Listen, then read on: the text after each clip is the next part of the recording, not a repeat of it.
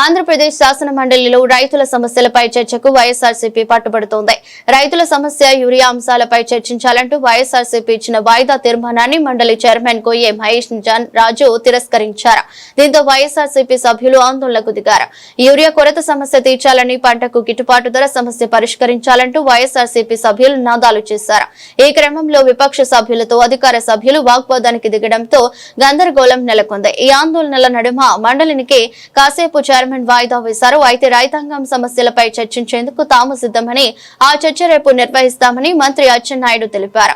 దీంతో శాసన మండలి విపక్ష నేత బొత్స సత్యనారాయణ అభ్యంతరం వ్యక్తం చేశారు. రైతాంగం తరఫున ఇంత అచ్చెన్నాయుడు గారు మంత్రి గారు వచ్చి సుదీర్ఘమైన అంశాలు చెప్తున్నారు కదా, అదే చెప్పనండి, చర్చలో అదే చెప్పనండి. మరి ఇంకెందుకు చర్చలో చెప్పనండి, మళ్ళీ రేపటి వరకు ఎందుకు వాయిదా దేనికి? వాయిదా అవసరం ఏంటి? బిఎస్సీలో తీసుకుందాం నిర్ణయం. మీరు అడిగిన దానికి మంత్రి గారు కూడా ఒప్పుకున్నారు కనుక, ఎందుకంటే రైతాంగం ఎంతో అత్యవసరమైన సమస్య అధ్యక్ష. ఇది రైతులంతా ఇబ్బంది పడుతున్నారు అధ్యక్ష. బయటని మాకేమి వ్యక్తిగత అంశం కాదు అధ్యక్ష, ఇది రాజకీయ ఉద్దేశం కాదు అధ్యక్ష.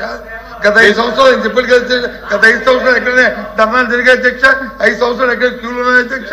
5 సంవత్సరాలు పోలీసు జులుము వచ్చిందా అధ్యక్ష? ఎందుకు వచ్చినప్పుడు ప్రభుత్వం వైఫల్యం పెడదాం, మీరు ఏది కావాలంటే అది పెడదాం. ఉమారెడ్డి గారు ప్లీజ్, ఉమారెడ్డి గారు కూర్చోండి, దయచేసి కూర్చోండి. ఇది చాలా అత్యవసరం ఇంపార్టెంట్ ఇష్యూ అధ్యక్షుడి. ప్రత్యేకమైన పరిస్థితుల్లో మంత్రి గారు కూడా ఇప్పుడు మేము తయారుగా ఉంది, ప్రభుత్వం తయారుగా ఉన్నప్పుడు ఇప్పుడు చర్చించవచ్చు కదా. బిజినెస్ అంతా పోస్ట్పోన్ చేసి యూరియా చర్చమైన అధ్యక్ష. ఎందుకు మళ్ళీ దానికి రేపు ఎల్లుండు అవతలాడు ఎందుకు అధ్యక్ష? రాష్ట్రంలో రైతాంగం అంతా కూడా ఎదురు చూస్తున్నారు. మాకు యూరియా కావాలి, పంట పండాలి, 10 కాలాల పాటు చల్లగా ఉండాలి అని కోరుకుంటున్నారు. అందుకే మేము అడుగుతున్నాం తప్ప మాకేమీ ప్రత్యేకమైన కాదు అధ్యక్ష. రైతాంగం తరఫున పార్టీగా అడుగుతున్నాం అధ్యక్ష.